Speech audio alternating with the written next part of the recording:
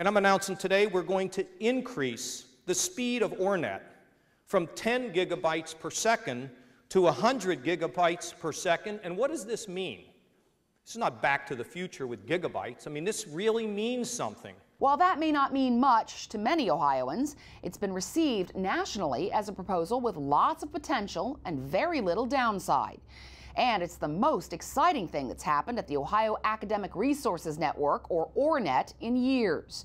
John Conley is the chief of P20 Educational Technology at the Ohio Board of Regents, and he's positively giddy over the possibilities for the state's broadband network. What it means is we're taking the current infrastructure, which we have, the broadband network, which is over 1,850 miles of fiber we already have a long-term lease on for the state of Ohio, and what we're doing actually is increasing it from 10 gigabit to 100. So I've used a bunch of different examples here to put this in layman's terms, but if you think of like I-71, the corridor I-71, the four-lane highway from Cleveland all the way down to Cincinnati, if we took that road and added 10 stories to that road, that's the capacity we're talking about, and increase the speed to 100 miles an hour. So that's really what we're looking at as far as the capacity and what we've expanded it to. Pankaj Shah is the executive director of OARnet, and he says this is as historic as the first moment a dozen years ago when the discussion was about a 1 gig network. So I consider this as the same moment that we had in 2000. If we made this investment now when the technology is still bleeding edge, that's why we are working with Cisco and Juniper as our vendors. These cards are being manufactured as we speak. We are the pioneers in making the 100 gig technology come to our campuses. So this is taking us or setting us infrastructure-wise 10 years ahead instead of thinking why now. So the why now, because the technology is just begun and we can put it in our lab and we can put it in production and work with the vendors to create into something bigger, better for us. The state and its private partners will invest $10 million to upgrade OARnet. And Conley says the lines that connect 90 of Ohio's public and private colleges and universities, all the public schools in Ohio, and many local governments will go from cruising speed into hyperdrive. Think of 300,000 X-rays. If you take those images, you could transmit those all simultaneously. I mean, it's 50,000 times faster than the smartphone we use. I mean, and think of it from a hose, and I mean, I keep coming back to trying to put this down to layman's terms, where if you think of like a fire hose and you have 10-gallon pumps, and you change out those engines and put 100-gallon pumps, and think how much more water you're pushing. It's truly incredible speeds. I mean, it really is. How long would it take to, say, download a movie or a book or something? You probably after, I mean, and that's the thing. I mean, I don't have exact, it would be milliseconds. The practical applications for this upgrade are wide-ranging. For example, Conley says, consider the medical industry. Think about genomics, think about the transmission of data and what they're doing now, because these large data sets are so big. They're literally taking external hard drives, saving it, putting it in a FedEx box, and having to ship it to wherever their collaborative efforts are, working with private industries, pharma, whatever it may be they're testing with. So this will enable them to transmit information much, much faster and much quicker, much more efficient. 8.5 million electronic medical records can be transmitted in 1 minute on a 100 gig network.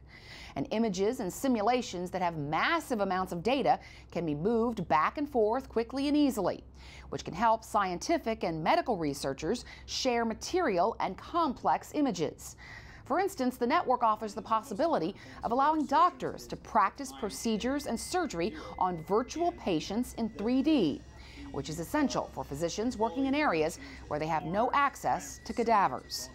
And Conley says no other state has networks that reach as far as OARnet and that will approach the speeds that it will. Indiana, about a day and a half or so before us, did announce that they were going to try to light a single strand of 100 gig fiber from Indianapolis to Chicago, completely with Indiana University all the way to Chicago.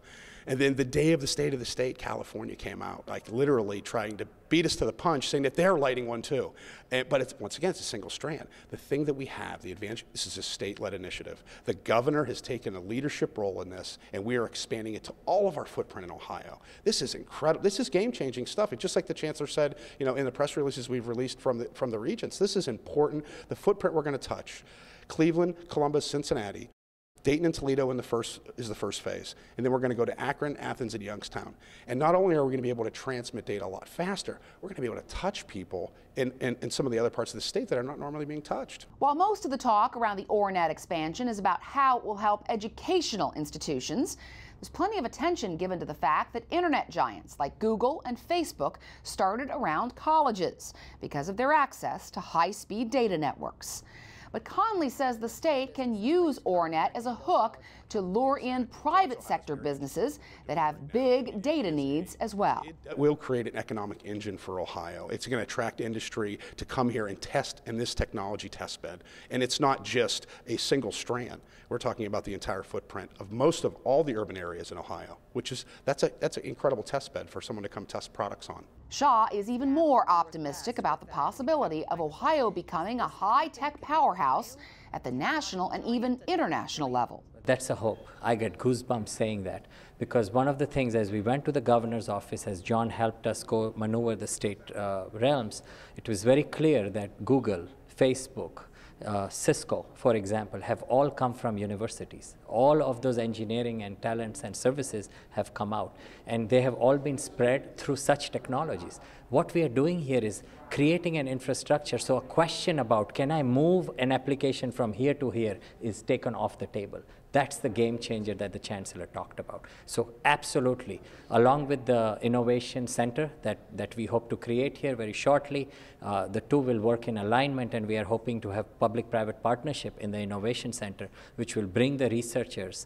We are talking about making the bridge with the private sectors on the products they need, and then also look at commercialization. So we absolutely hope that we will be the Silicon Valley of the Midwest. The first phase, connecting Cleveland, Columbus, Cincinnati, Dayton, and Toledo, could be up and running in June, with the second phase that includes Akron, Athens, and Youngstown ready by October.